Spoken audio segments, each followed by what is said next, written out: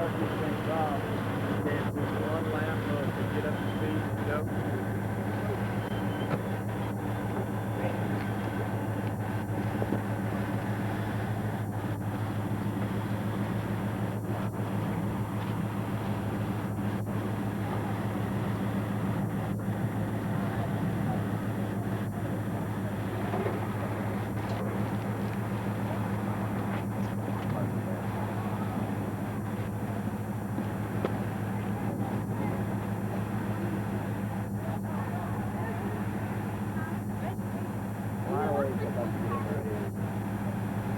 That a 911 well, you'd enjoy this class they got here called Home Stuff. A little Mustang number 7. He may have $2,000. They get out there and really have a good time. Four-cylinder Mustang. Really have a good time. That's what I like. Not serious at all, just fun. I mean, some of them. How much they cost like a car like that? That you want for that? Getting ready to load. That's a late model car. It's only about $10,000 without a motor. The motor is only about $30,000. Can't still his one. Is that you ever car?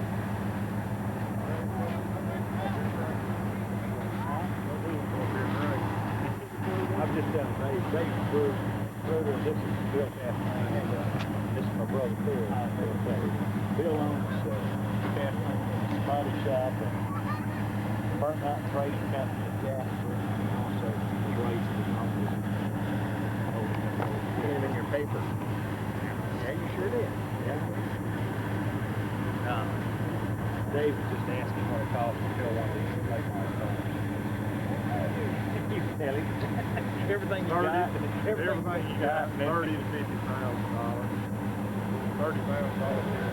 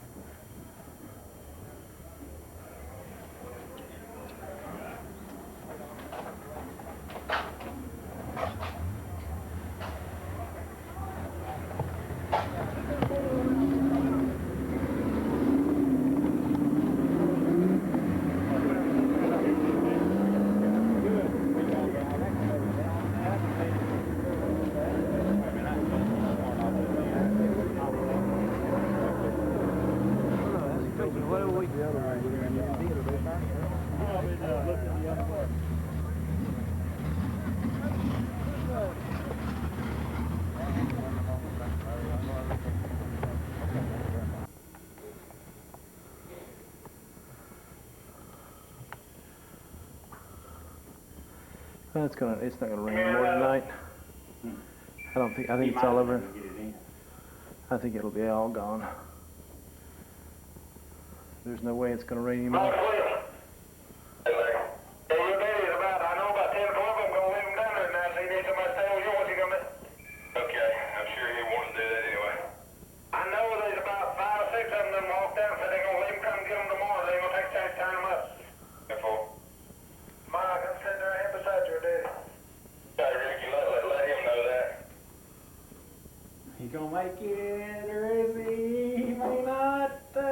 No, No he's- way. This is easy. This is what everybody watch on television. Yeah, take bets on it. Can Johnny, this is my brother, Terry. Hey, Terry, how you doing? Johnny Clark. Good to see you. Well, what I asked him, what you want Didn't make to it. know is he want one of these policemen to stay with you on that. 10-4, he said that was 10-4. 10-4.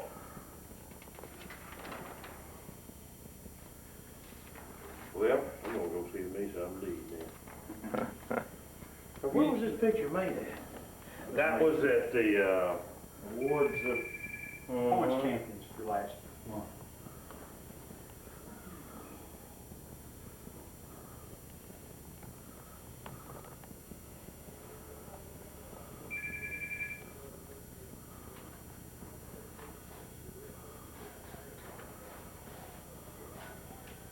well, what's been happening?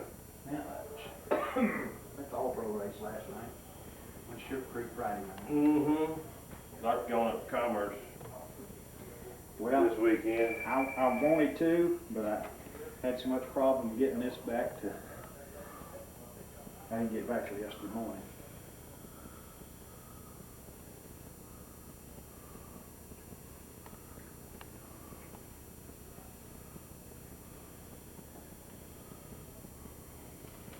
Hey, tell him when they come out of there, don't be letting up on this hump here. They ain't going nowhere. This racetrack's slick.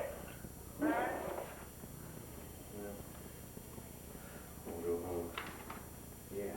I'm off tomorrow. No kidding. Yeah. I'm gonna let it go into work or not.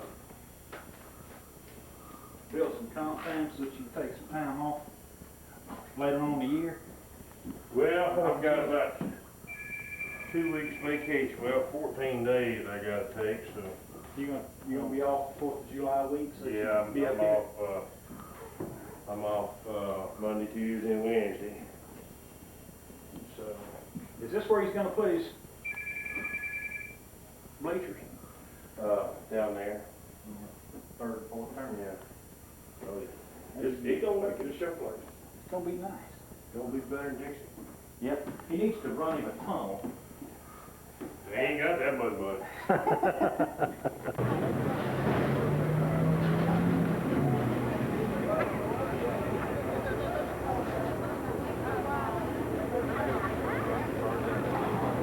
and part of that process which they will not pay for.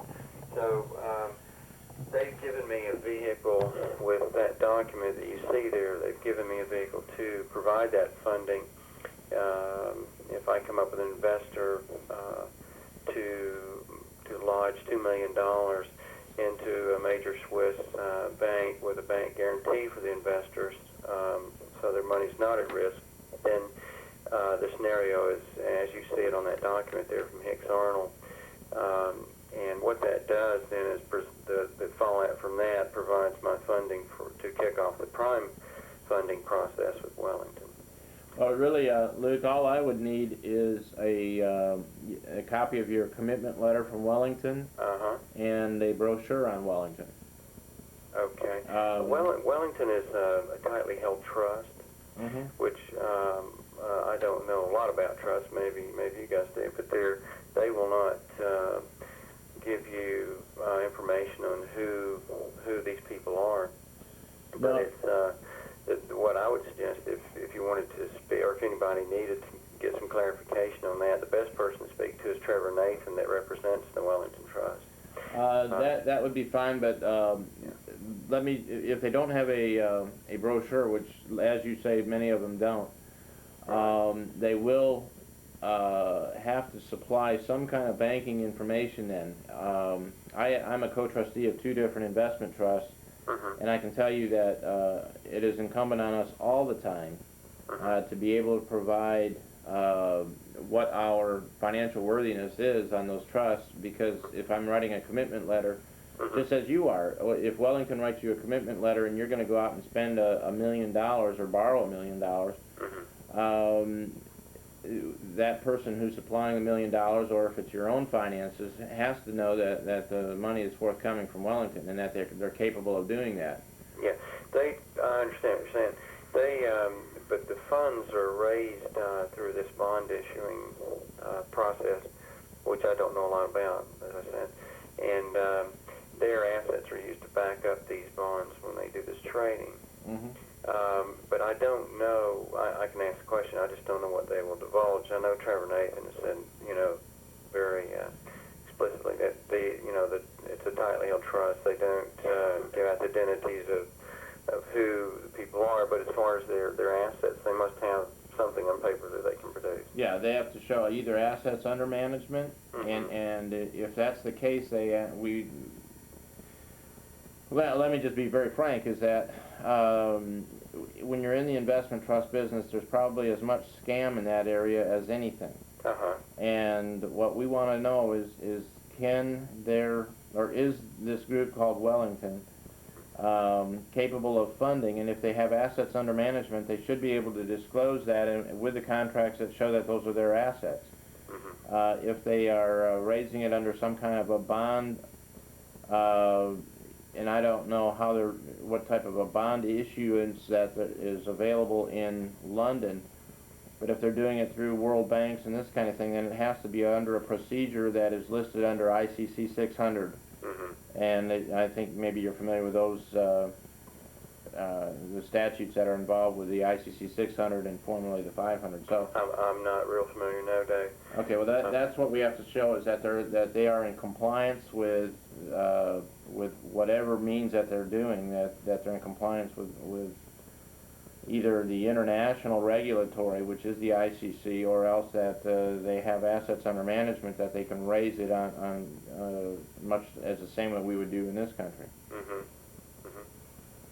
Okay, I hear what you're saying. I can ask that question. I'm sure they will, or they do, have these documents, and I've just never, had to request that.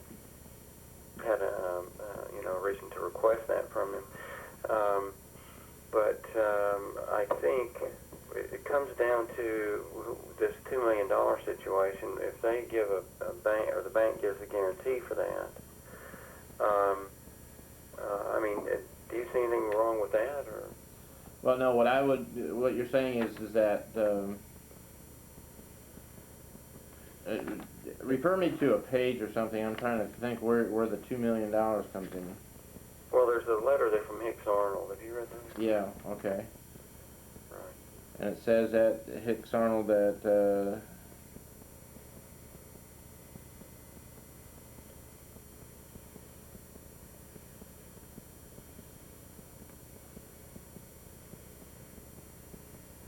Well, the paragraph that I think you're referring to, it says the clients referred to earlier will not later than 13 weeks from the day the funds are paid to the bank cause to be set in progress the Wellington procedure at their own expense and with no further no financial obligation to yourself or your investors.